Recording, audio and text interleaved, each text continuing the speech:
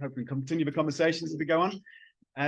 That first panel was really useful for understanding the diversity and scope of emission sources related to military activities. In the second panel, we're going to drill down a little bit more closely into scope 1 and scope 2 emissions. So that's fuel use, stationary and mobile fuel use primarily. And we have an extremely good and august panel to join us here. So to my left, we have Stuart Parkinson, we have James Clare, we have Axel Michaelowa, and we have Oliver Heidrich. And on the TV, I hope we have Neta Crawford, our would-be host. We was Oxford today, but we're not. And unfortunately, Neta is joining us from the US, but very grateful that she can. Neta, you might want to just say a few words of welcome before you speak, but I'll hand over to you. 12 minutes each. I'll be extremely ruthless with timing, so we have time for Q&A at the end. Yeah, Neta, if you'd like to take it away. Can you hear me in the room? Okay, excellent. Thank you. Well, look, we have just settled a strike here in the United States of the Writers Guild, and one day maybe academics will have settled their own disputes with universities. But sadly, the writers weren't able to get to me in time to improve my remarks, so I'll just have to wing it. I really glad that you're all in Oxford. I would have preferred to host you at the university. I chose, after we made the decision, or as we were making the decision, not to be at the university, to remain in the US with family who, one of whom is quite ill. Okay, so welcome to Oxford. I'll just quickly say a few words about the US as the largest institutional emitter of greenhouse gases, and also then talk a little bit about some context for that. So most of US military emissions are, of course, are operational, about 70%, and about 30% is for installations. And of course, this varies with activity. In the immediate post-Vietnam War era, it was 109 million metric tons that year, post-war 1975 emissions. Then they declined a little bit and went up in the Cold War with the Reagan buildup and increasing exercises in Europe. And then they declined with the end of the Cold War, thankfully, with the decrease in military bases, going from about 2,000 to 1,000 over a decade, and then that is overseas military bases, and then increased again with the post 9/11 wars, with the increase in tempo of activity for especially the Air Force. So most operational emissions, as I've just actually suggested, are aircraft. That is the bulk of the operational emissions by greenhouse gas. Now, the other declines there's a sort of secular decline in US military emissions due to a few other things. One is a decrease in the use of coal, like the rest of the world turning to natural gas. The military switch in the US to all nuclear submarines and a surface fleet, the aircraft carrier fleet. The rest of the Navy, of course, remains on naval fuel. A small amount of this decrease is due to the increasing use of alternative fuels and better efficiencies, but efficiency per pound, I'm skeptical of. Okay, so there are things we don't know about the US military's emissions, including, in fact, all emissions, and you've probably discussed this in the panel previously. It's 6 in the morning here. I didn't actually get up for all of that. So the effect of water vapor is important, given that most US operational emissions are from aircraft, the bulk of them, and also the fact that the United States military is kind of sui generis in that we rely so much, the US military relies so much on air power, both for demonstration, coercive diplomacy, and also obviously for operations, sort of softening up countries before it bombs them and invades on land. Okay, so I haven't also got a sense of all of the bases overseas. I don't know, I'm not sure that we do know what the overseas bases contribution is, since some of the emissions from overseas bases will be in the country reports of the places where the bases are located. So the most important thing I'm saying about what we don't know is we need to realize that what we don't know is very large, in the sense that there could be a significant radiative forcing effect from the operations of aircraft. So I will say something about military industrial emissions. That's not the focus of my remarks, but they're obviously related to operations. And for the United States, because it is the world's, at least the Western world's arsenal, military emissions are from military industrial emissions are extremely important. There's a large sector of the US industrial, the manufacturing economy, which is related to military industry. And there'll be some need to think about how to convert those jobs and activities. Okay, now I've suggested the United States is sui generis in some respects. First way, it's so active, militarily active, with about 750 permanent installations and bases remaining in the world, between 750 and 850, and those fluctuate, and they're moving somewhat away from Central Command to Asia and the Pacific. Secondly, the United States spending is essential, military spending is essentially unmoored to its activities. Now, this might be surprising. Most countries in the world have a tighter relationship between their military spending, their operations, and therefore their emissions. But US military spending tends to increase much more consistently than one would expect. When US military spending goes up in every year except one during the post 9/11 wars, despite the fact that US operations fluctuated a great deal during the post 9/11 wars, that suggests to you that you cannot use military spending as a very good approximator of emissions, at least for this country. And I think that's important to keep in mind. It could be that military spending is a good indicator of overall emissions for most other countries in the world, but not for the US. And then we can talk about the political reasons for that if you're interested. Then, of course, this is all the spending and the operations and the training and the bases are related to assessment of threats in US grand strategy. US grand strategy is preeminence, dominance, it's winning, okay, to protect US interests and counter threats to US interest. Unfortunately, the United States, I'll argue, is in a cycle of threat inflation with regard to China. Having lived through not just the end of the Vietnam War, but the Cold War and the end of the Cold War, I can tell you that this threat inflation is pernicious and consistent. It's not unusual in the US.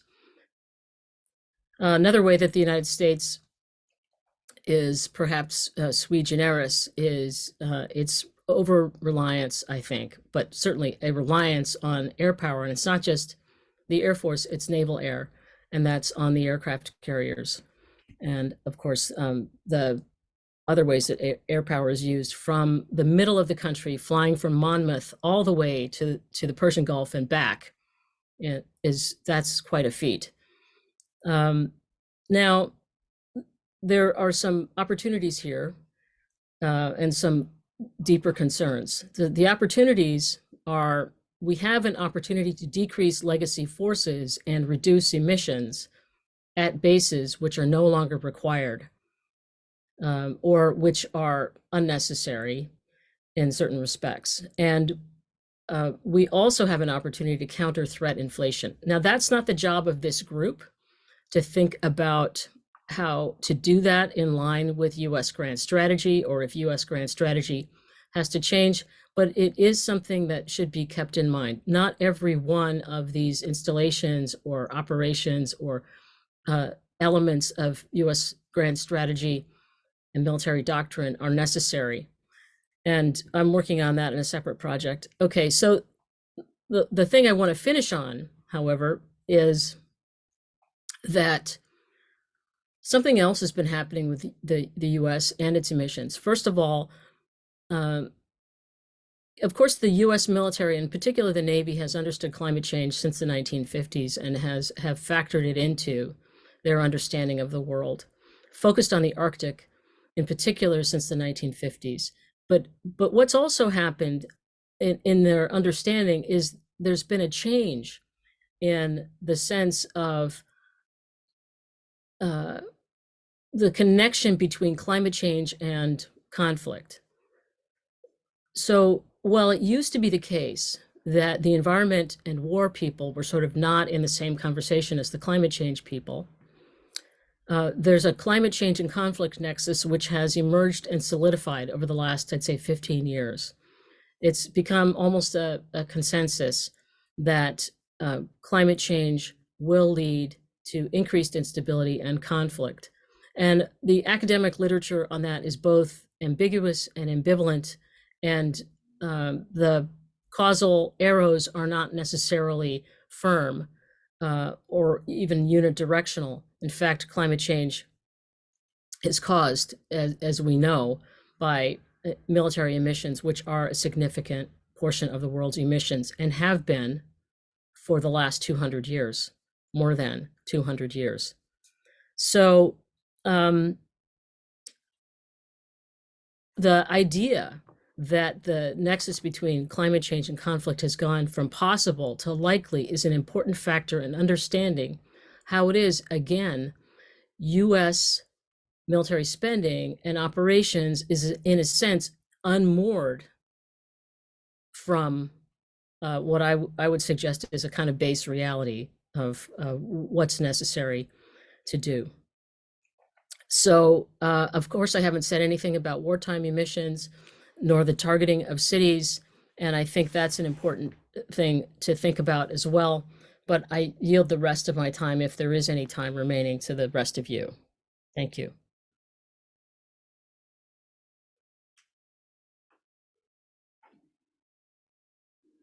And I can't hear you if you were saying anything to me. Okay, great stuff. Thank you very much, Neta. If you can hear, right, excuse me, just a little slightly. Take you last, and have you sent me the invite to be presenting? Yeah, sure. Okay, good.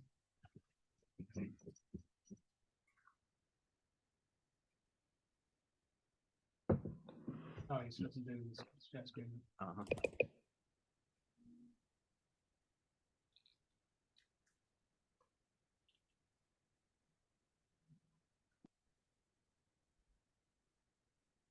Great stuff. Thank you very much. Right, our next speaker today is Dr. Stuart Parkinson from Scientists for Global Responsibility. Stuart's an executive director and has a wide background, including research and advocacy on climate change, sustainable energy, and military and security issues. Stuart, over to you.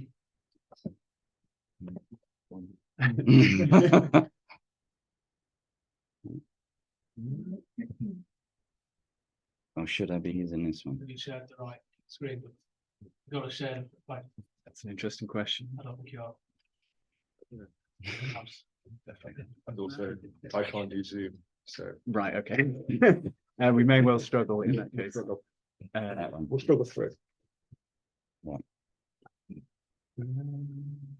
Yeah,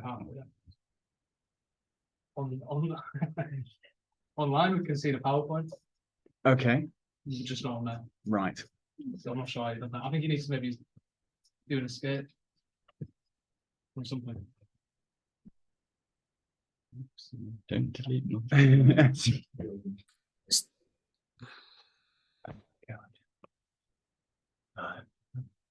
Nightmares and cold sweats about this. It's right up there with all your teeth falling out. So now you understand why I went without PowerPoint.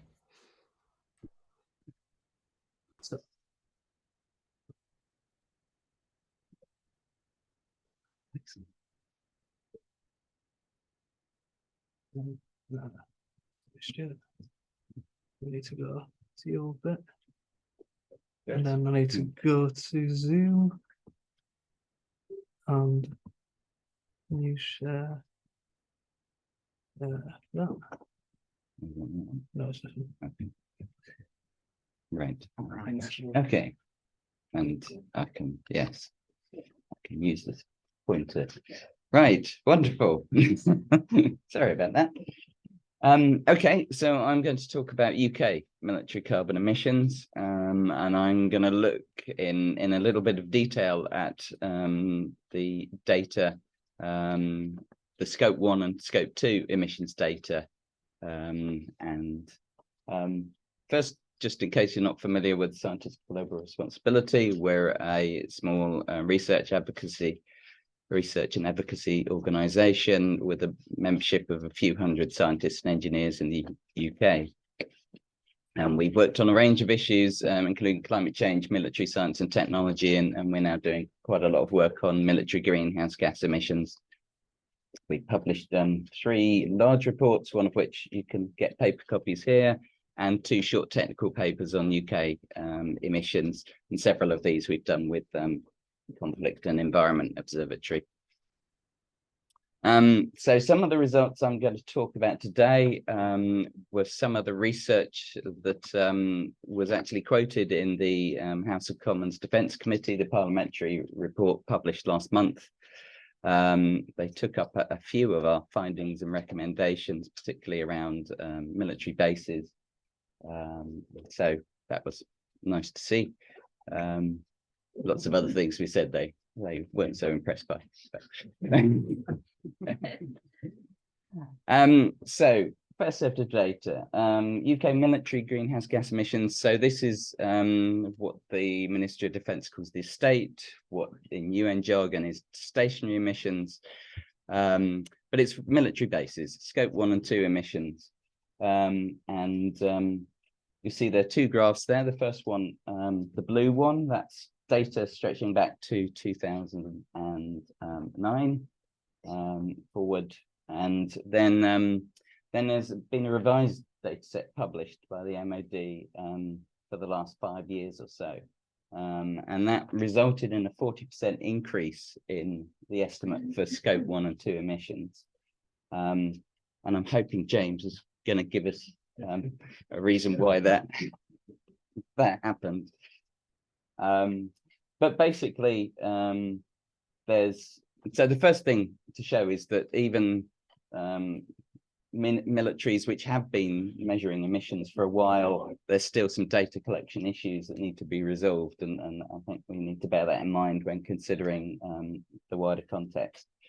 The other thing to say about this graph, there's a clear trend downwards. If we assume that the trends over the 2 periods are broadly in line with each other, it's around 65% reduction over that period, over that sort of 13-year period. So what might be the causes of those periods? Well, our analysis, we came up with 2 reasons which we think are the main ones. The first one was decarbonisation of the UK national grid. So the emissions per unit of electricity generated by the UK electricity grid, civilian grid, supplies UK bases, military bases. That's been declining since 2015, and that's fallen by about 57% up until 2022, due to a switch mainly away from coal and towards renewables. So that's a key factor. The other factor that we think is particularly significant is the reduction in the number of UK military personnel, and this was particularly a factor from 2010 onwards, when military cuts led to a reduction in military personnel of about 20%. And this accounts, if we go back to the first graph, you can see there's a steady decline there. The decline in the latter period seems to be the electricity grid. The decline in the former period seems to be the decline in personnel. And what we see over that period is the energy use per soldier at military bases, electricity use and and heating use and other energy uses is fairly constant. But what's happened is the electricity has been decarbonised and the number of soldiers have fallen. The last thing I want to say about the estate is the 2025 target, emissions target that the estate has in the UK. So you've got two graphs here, and this is a 30% reduction from 2017 levels by 2025. So the blue line is just a section of one of the curves I've just shown you, which is the actual reductions over the past 5 years or so. The orange line is the reductions just due to the decarbonisation of the national grid. So that's being done by a civilian agency. And you would see that that would hit, the MOD would hit its target in 2025 purely through that action, not its own actions. But it has done a few actions and it's hit the target a couple of years early.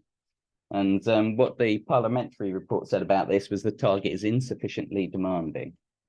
And another reason why they said it's insufficiently demanding is when you looked at the similar targets for the civilian government departments that were covered by the same set of targets, they on average were about 50% over the period. So the MOD, even though it was the largest department, had a much weaker target. So moving to capability emissions. So this is emissions of military equipment, vehicles, vessels, warships, planes, tanks, etc. What the UN calls mobile emissions. We have some data here. This is a longer data set. So this covers from 1990. In official UK statistics, it's rather rare for national statistics to quote this level of detail, but they have emissions from military aircraft and military shipping over that period. So we have data approved by the National Office of National Statistics for that whole period. And that data shows a reduction in emissions of about 70% over that period. And then the MOD has been publishing more detailed data, which includes tanks and other armed vehicles, and that's the orange line there. So they've been doing that since 2010. And you can see that there's a slight anomaly in the 27 data where we seem to get carbon negative tanks because it drops below the one for ships and planes only. So I think there might be a mistake in that one. So there are, so as I said, so we have two main reasons that we think our analysis points to that what has affected this curve. The first one is around military activity and military spending broadly. So this is a curve, a graph of an MOD graph of military spending since the 1980s, and the top curve is constant in constant pounds, constant real prices, inflation adjusted. So you can see that the fall after the end of the Cold War, the rise again during the Iraq War and the Afghanistan War, peaking, falling again after that, and then the latest rises being shown. So that's sort of, if you compare it with this graph, you can sort of see a decline in the 1990s, a bump in the mid-2000s, and a fall again. So that seems to explain the sort of ups and downs, but it doesn't really explain the trend. And what we think might be a better indicator of the trend is the number of large energy consuming pieces of equipment that the UK military is deploying over the period. So I've got some figures here, and I'm still digging into some of these figures. So particularly the aircraft ones, I want to check in more detail, but this is a conservative interpretation of the data that I've got. So you can see over this period of 30 years or so, large warships, the number of large warships, aircraft carriers, destroyers, frigates fell about 60%. Number of large combat aircraft fell about 60%. The number of large tanks fell about 60%. So together with the sort of military activity and military spending, this seems to be a key indicator of what's going on in this graph. And it'll be interesting to hear what James's his thoughts on that are. So the last bit of data I want to show you is comparing the data that the Ministry of Defence reports in its annual reports on military greenhouse gas emissions, compared with how the data is classified in UN country reports. So we've got two graphs there. The one on the right is the UN graph. And you can see that it's between 56 and 66% of the figures that the MOD are reporting. Yes, there are certain reasons, particularly on scope 2, where scope 2 doesn't tend to be reported within. It tends to be reported as electricity generation, but even allowing for that, the differences there, they show that there's a significant gap, and we would like to see better transparency so that shows up in the UN figures. And again, the UK tends to be one of the better ones in reporting, so the situation is worse, as Lindsay was talking about, from many other countries. So key conclusions are, we've seen some large reductions in military emissions, both stationary and mobile, over the last 15 to 30 years or so, but there's not a great deal of evidence that particular measures like military energy efficiency programs or military climate measures have been large contributors to this. And it seems to be a lot of other factors, the smaller size or activity of the military or civilian actions. And then another point about underreporting of data in the UN figures. And so there are a couple of final thoughts, which, with an eye on the discussion in the final panel around. So GHG emissions from UK military bases, there are a lot of clear reduction pathways for these. There's a lot of widely available technology that could be deployed, things like insulating buildings or low energy equipment, IT, light bulbs, but solar panels, heat pumps could make a major difference. And a lot of these would lead to fuel savings and cost savings.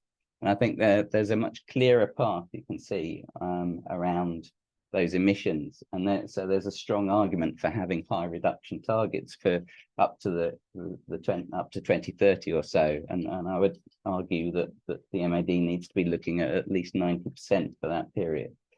For military equipment, it's much more difficult against the background of international arms races, military spending increases, and a whole host of technological obstacles to low carbon equipment. And again, we're going to talk about that much more in the final session.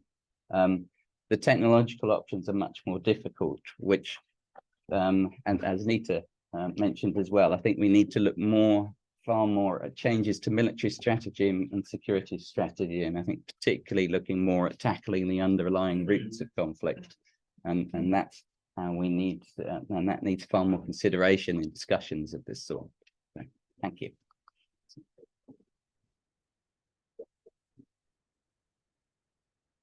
Thank you very much, Stuart. Yeah, really good to drill down into a bit more detail. I look forward to the day where we have this kind of level of information for every country in the world. It would be really nice. I think one of our thing we'd like to pursue, certainly as a research group, is to make connections with others in other countries who can start to drill down into some of this data and get hold of it, just to give us a clearer global idea, because all countries are so different. The next speaker will be Oliver Heidrich from the University of Newcastle. Oliver is a professor of civil and environmental engineering at Newcastle University. He's a principal investigator of the Vital Living Lab at RAF Leeming, and will now drill down even further, I think. Okay. Yeah. Yes, that's me. Yes, that's me. Good morning, everyone. Thank you so much for having me. I'm thrilled to be here. I'm a civil engineer. Just a little bit about myself. I'm a civil engineer, and I work at Newcastle University for the last few years as a professor in civil and environmental engineering. And I work on climate change mitigation and adaptation. I'm also the director of the Vital Living Lab, which is what I will talk about today. And I want to develop theories, and I want to make interventions that respond to the challenges and the opportunities that climate change is bringing with you guys, okay? And that's why you need to work with me. I have chocolates. Okay, and my apologies for Owen gets he's working very hard on the technology. My apologies for the people online. I hope you can hear me. And I also have goodies for other things. Please do take these materials because we are wanting to work with you, okay? This is why we engage with you.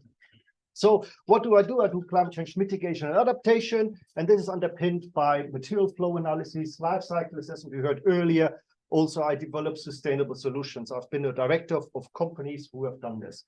And why am I doing this? Because I want society, industry, and government to understand the impact of their actions or indeed the inactions. Inactions is if you don't switch off the light, that's an inaction, but it's causing consumption of energy, of course. And because I want to make this world an even better place. This is the whole idea for me, okay? And what I'm hearing a lot, because I've been working in industry for a long time, and in the last almost 10 years now at Newcastle University, evidence-based decision-making is really what I want to do. I want to provide people with the right data. Because if you cannot manage it, measure it, you cannot manage things. This is the basic principles. We have complex systems, but we need to have simple messages for government, but also for the public. And we need to have data and robust science underpinning all of this. But our understanding of all of this can be so different, because if I asked my civil engineering students what is 1 + 1, they would say it's obvious, it's 2. If I ask a physicist, they have shown mathematical proof, and this was Bertrand Russell and Whitehead, that it can't be anything else but 2. But they did a mathematical form which goes over 75 pages long.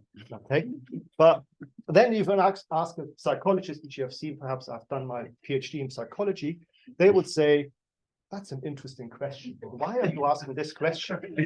What does it tell me about you? Okay, if you ask an architect, we work a lot with architects, they don't really care about this answer. They just want to make it look good. Okay, if you ask an economist, and I work with a lot of economists, they say, what do you want it to be? 1 + 1, I can make it anything you want it to be, okay? If you ask a statistician, there is a very high probability it will be 2, but we can't be certain. Taleb has shown this black swan event, okay? And now I work with the military for the last 3 years. I found there are 2 answers for the military. If it's in conflict times, they want 1 + 1, whatever keeps them alive. This is really important. But if you're asking military people, don't interfere with my.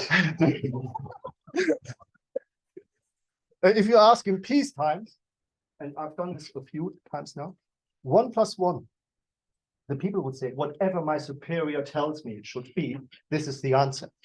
And that's why we have sometimes problems with data gathering. And so now we try to find always the evidence. And that's why I came up with this Vital Living Lab. We are conducting 6 different experiments to quantify the carbon reduction at a base, RAF Leeming. It's in the north of England. It's funded by the Defence Innovation Fund, and we look at different interventions, but we are not changing light bulbs. We are not installing standard equipment, or we're not telling people how to behave. This is a research project, but it provides hopefully the backbone to design and assess interventions towards net zero. And we have six different experiments, from carbon capture to electric cars or hydrogen cars, ground transport, photovoltaics. We also look at carbon, geothermal energies. We look at we assess all these technologies using life cycle assessment, or what is called prospective life cycle assessment. My research is mainly in life cycle assessment. And we do carbon accounting. And this is what I will tell you today about, because it's about these principles that we call bottom up and top down.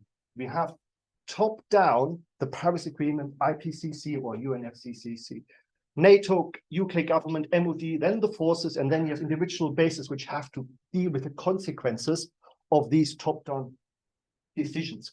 But you also have bottom up, RAF Leeming informing perhaps the IPCC and NATO and UNFCCC. This is what my job is, I can see as an academic. Okay, and the Living Lab is a user-centric principle and methodology. We are listening to the users, we are engaging with the users at RF Learning, but also people like you. This is why I still have these chocolates, okay? You get one because you're not for nightly all the time. Okay? I still have more chocolates, okay? These pockets are deep pockets, okay? And what we are doing is, from here, we are doing these different methodologies in carbon accounting. We're using a mixed method. We're using databases, we're looking at records, we're doing site visits, we are having this principle of user-centric. But what you have, these principles are, you need to be accurate, it needs to be relevant, it needs to be transparent, consistent, and it has to be complete. And now we're coming to these different stages, how any company is doing this. I've done this for large companies for many, many years. And they do inventories, then they quantify, they report, then they monitor, going back, and then they validate and verify. And there are various standards out there, which we have heard our colleague already mentioning. From the ISO standards to the GAG protocol, all the way to PAS 2080 for carbon accounting, all the way to 1464, which is environmental product declaration forms, but also there are many other CDPs, GRI, International Energy Agency, so on and so forth. So which one should we use? Or indeed, as our colleague said, NATO is developing its own methodology. What we are doing is we're looking at these methodologies and we try to inform the decision maker. And what we do is we use a case study. That's RF Learning. The base is 534 hectares. There are about 3,000 people working and living there, 2,000 people living there permanently. They have a building stock from ranging from 1938 to the year 2000. So it's quite an old building stock, but it's very representative of this country. But they have 400 buildings, hangars, and single living accommodation. Thank you, Kate. So my colleague tells me these abbreviations of stuff. They have everything from medical centers to barracks to hangars. And we look at these and we try to find, looking at this input, what is consumed, and then the output. This is a typical, what we call material flow accounting system, which is the very base for life cycle assessment, okay? And we go look at these inventories. This is the boring part, so I try to cheer you up with chocolates, okay? I give you one. Okay, you're looking so interested, right? This is the boring part because this is lots of data, okay? You will see the DIO, the defense infrastructure organization, is providing lots of data. And we validate this data against what we're seeing at the meter reading. The problem you're having is the meter reading is not always at the building stage. It's very often at very at the entrance of the whole RF Learning. So we need to disaggregate this, and that's why we take measurements. But these, you will find, is very similar to what Stuart just mentioned. Obviously, we should have maybe validated what he's showing, what I'm showing, because this is pretty much the same, but at the base. So the data shows you electricity is the greenhouse gas emissions. These are these lines are going down. The consumption is pretty much staying up. Obviously, we have a COVID situation here, which had an impact, of course. But you will see overall the trend is going down. And we had high emissions from electricity pre-COVID, after COVID, high emissions from natural gas. And you will see the greenhouse gas emissions reduced from 9,800 tons to 7,600. But these could be because of these emission factors, which are shown down here. And these emission factors are very important in the reporting of greenhouse gas emissions. The reason why, as Stuart has just mentioned, is because the grid has changed and it's keep changing. We are less reliant on coal. We are introducing more renewables, and therefore it's a natural decline of emissions, greenhouse gas emissions, rather than the efforts on the base. And trust me, if you go to RF Learning or any other base, I don't want, they have bad insulation, they have bad water provisions, they have bad heating, and it's really like an old housing stock. So I work with a lot of cities, and they do the same for the cities, and it's exactly the same problem. That's why I was so interested in using RF Learning, because I see this as a petri dish for my research, because it is like representing the whole country. So what we are doing here, we are still working through this now. We have the scope, we set that, we did the inventories, we are calculating emissions. Now we're looking at the baseline and develop different scenarios. What interventions could be making the biggest savings? But remember, we are not changing light bulbs. because that's what consultants do. I don't want to compete with consultants. They are out there, and that's great. Is there any consultant in here? Somebody brave, come on. You already got a chocolate. There too. Are you one? I'll sell it too. No, absolutely right. This is what I should have put on my list for. What is 1 + 1? The consultant would have. I have that. I don't know the answer, but if you know the answer, let me know, and I make lots of money out of it. That's what a consultant is. No disrespect, of course. But also what we're trying to show is the living lab methodology working? So this is research we are doing. Can we actually engage with the users? And please do come. We have open events in April and in October. Or now it's in November. It's, the end of 27th October, yes. So please do come. If you want invitation, speak to Kate. She puts you on invitation list, okay? Ultimately, what we are having is we had, and I have evidence for this because I've done this now for many years. I know that the cities and EU country comparison I've done over the last few years, the UK was leading in Europe, not in the world, in terms of what they're delivering and their ambition. But maybe some of this is just due to the emission factors. And I can tell, as you have figured out, I'm obviously not from England, I'm from Germany. In Germany, it's exactly the same. Emission factors are changing. That's why the greenhouse gas emissions is going down in Germany or in other countries.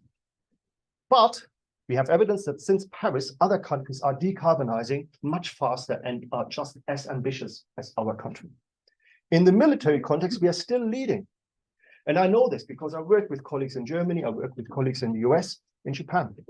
But we are jeopardizing this position because Sarah Ashby is over there. We have had a very nice chat when she was visiting us in Newcastle, and we know this is jeopardizing our leading position right now. And that we need to have this global stocktake, this great work which Stuart, Doug, and Lindsay are doing, which informs the UNFCCC. And so there's much more work needed. With the policymakers, we want to inform the IPCC, the NATO, the UK government. We need to speak with the users, but ultimately what we need is commitment, and this is what last week's announcement was really shooting ourselves in the foot. I'm trying not to swear because we're really upset about this announcement from Rishi Sunak last week, how we are changing our policies all of a sudden. But we need to commit, we need to measure, we need to design, we need to engage, we need to understand the consequences. This is the intended and unintended consequences. This is what life cycle assessment is about. Then we need to implement, then we need to review, and then we need to adjust, and we go back to this. This is a circle, and that's what's called the PDCA cycle from Demning, the plan, do, check, act cycle. And that's what I want to do. And there's so much more. We need to think about climate change adaptation as well. The military can be leading in adaptation. They are very often the last defense. If there's a flooding event, you first call the police, then you call the fire brigade, and all of those are already busy. You call the military. And that's why they need to really understand what climate change adaptation is. But ultimately, we need to convince all of them that 1 + 1 still equals 2. Because a lot of people look at evidence differently. And there's so much more. Please do get in touch with me. Talk to me today. Write me an email because I want to make this world an even better place. And I want you to come with me on this journey. Okay? Thank you.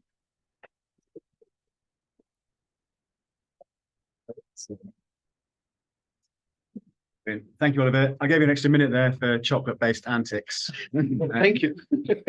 On the subject of chocolate, and before we move to Switzerland.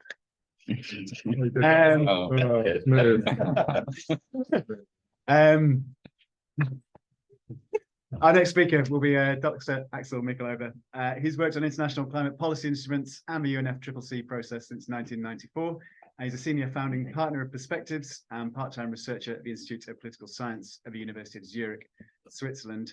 And Axel's going to kind of provide some context to this locally gathered, nationally gathered data and how it might look at the international level in the context of the UNFCCC and IPCC. Axel, you have the floor. Stuart, can we just switch places?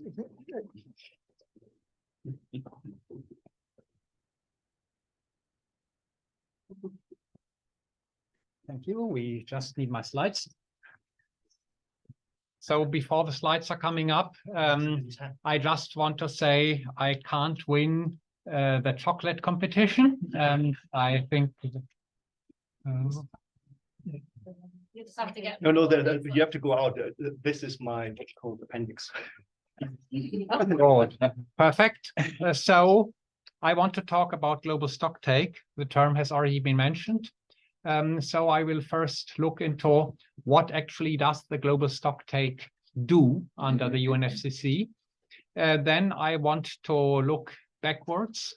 What have we seen globally? And of course, we've already heard presentations from various people who've contributed a lot to this looking backwards. And then I want to look forward and also give some recommendations for the Conference of the Parties that is upcoming in Dubai.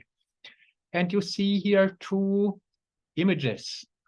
You see one image which shows the report I did for Tipping Point North-South in 2022, which was actually updating a paper I wrote in 2001 in the journal Climatic Change on accounting of military and conflict-related emissions. At that point in time, no one was interested. I never got any feedback. And I thought, well, this is a topic, apparently it's too theoretical. People don't care for it. And of course, now I'm thrilled to see more than 20 years later, a room full of 40 people and 100 people discussing this. So I'm really glad that the community has come up. And I also have put my title slide of a side event I did in 1999 in the COP on accounting of emissions under the UNFCCC from military activities and conflicts. So we had done the theoretical assessment of different cases. We, I think, had probably 20 participants. Again, I got the feeling, well, this is a topic which is not worth pursuing further. But again, I'm happy that now we have the critical mass to pursue this topic. So, well, the slides look a bit different from what I actually submitted. All my formatting has gone, but well, it's not pretty, but let's continue regardless, because usually my logos should appear and they don't. So the global stocktake actually is to take every 5 years a summary of where we stand with regards to global greenhouse gas emissions. And with regard to the target of the Paris Agreement that says that in the second half of the century, we should achieve net zero emissions globally. And that, of course, underpins the 1.5 to 2 degree target of the Paris Agreement. Of course, there is a lot of debate what the global stocktake actually should entail. There was a process to submit from observer organizations, NGOs, universities, and so on. More than 1,000 submissions have been made. Well, this doesn't look pretty. I must really say I'm disappointed what you've made out of my slide. Really.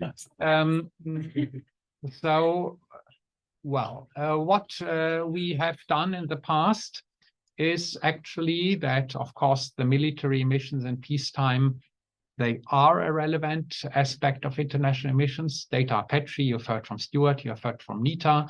These are the key researchers who have gone into that. We have now these ideas that about 1 to 5% of global annual emissions are coming from the standard operations of military. Of course, if you have strong conflicts, that can multiply significantly. And of course, we have very patchy reporting of countries under the UNFCCC, but this has been also stated by CEOPS. If we now look at the magnitude of these emissions, of course, we need to state that there are big differences depending on the events. So we have heard about armies in peacetime. I won't go into detail that. If we look into what are the emissions of burning a big city, there are nice studies from Hamburg 1943, firebombing, which would give about 10 to 20 million tons of CO2 for such destruction. Then, of course, we have the big emission events in Kuwait, the first invasion of Kuwait by Iraq, generating about 400 billion tons CO2 equivalent. Similar order of magnitude for the forest destruction in the Vietnam War. So these are probably the biggest single conflict-related emissions events. And of course, we have Lennart's work in Ukraine that specifies very nicely the different sources of conflict-related emissions there. And just as comparison, the emissions of Switzerland are approximately 50 million tons per year and going downward. So what does this mean in the context of the UNFC accounting? So far, of course, the accounting allows not to report due to confidentiality reasons. And this confidentiality clause has been reinforced under the Paris Agreement due to the insistence of China and other large countries, also, of course, US, but I think US was hiding nicely behind the big bag of China. We have, of course, the standard exemption of the so-called bunker fuels, which means fuels used for transportation by ships and planes in international territory are not counted under the national totals. And we know that this was brought in by the US in the Kyoto negotiations because the US military, of course, has a large share of its emissions in this category and didn't want to account for it. We then have a very specific clause under the Kyoto Protocol that exempts emissions from operations pursuant to the UN Charter. Now, of course, not all conflicts are done under the UN Charter, but of course, a significant share of emissions of military falls under this exemption. And then, of course, we have the bases. We've discussed emissions of bases, and usually bases just are reported by the host country. I'm not aware of specific treaties between host countries of bases and the country that actually operates the base, but principally, of course, there should be an agreement how to deal with those emissions. And then we have the big issue of occupied territory. Now I like your change because it's blue and yellow, showing Ukrainian colors. Original colors were different. We have very interesting discussions at a side event at the last COP in Egypt, where the Moldavian government, for example, stated that it painstakingly looks at the statistical yearbook of Transnistria, occupied by Russian forces, to actually calculate in very much detail the emissions of their territory and to account for it. And I asked the Moldovan government, why do you put such an effort into that? Why don't you just say, look, the Russians occupied this territory, so they should be accountable for that? And they said, no, we want to have the sovereignty on this territory, and therefore we want to show that we account as good as we can. Similar things by Ukraine and Georgia. They didn't do so much effort to calculate the emissions, but they also want to claim and continue to claim the emissions of the occupied territory. So we are stuck, getting even more interesting. Good. Sorry.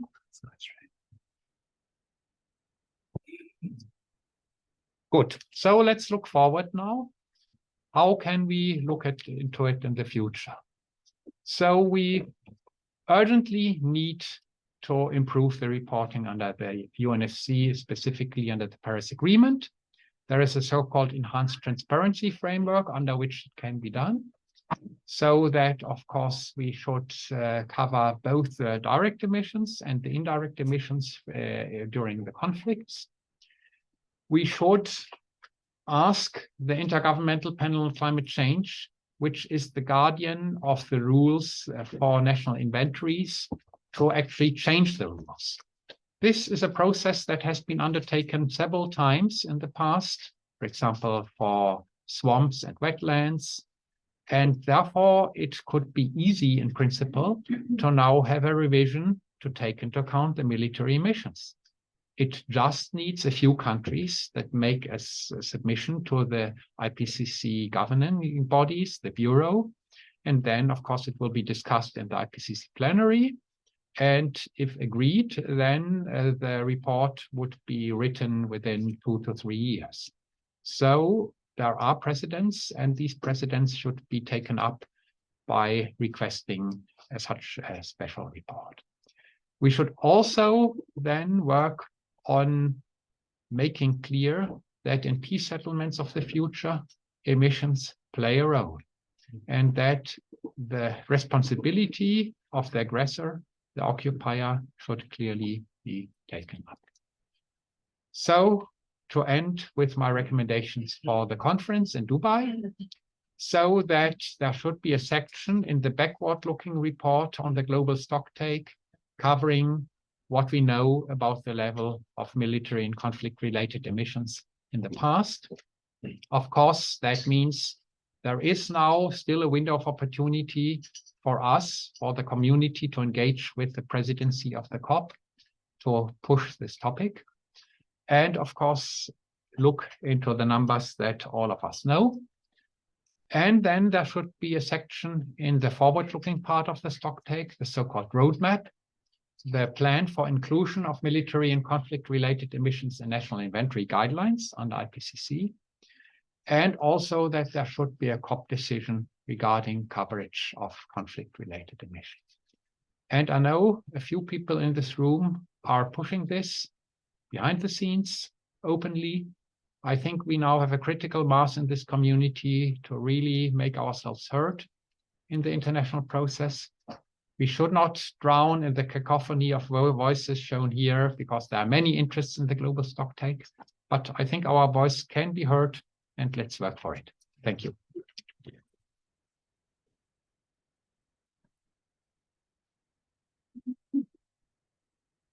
Go on, school. I'm just going to plug it in. No, I can't plug it on. It'll be so much trouble. So I'm going to go old school. Okay. Properly old school. Brilliant. Thank you, Axel. Our next speaker is Lo-Fi James Clare from the MOD. He's a director of Levelling Up, the Union Climate Change and Sustainability. Presumably has enormous business cards. On climate change and sustainability, he's responsible for Defence's overarching approach to climate mitigation and adaptation activity, reporting and developing Defence's environmental operating model and environmental protection. Thank you very much for joining us.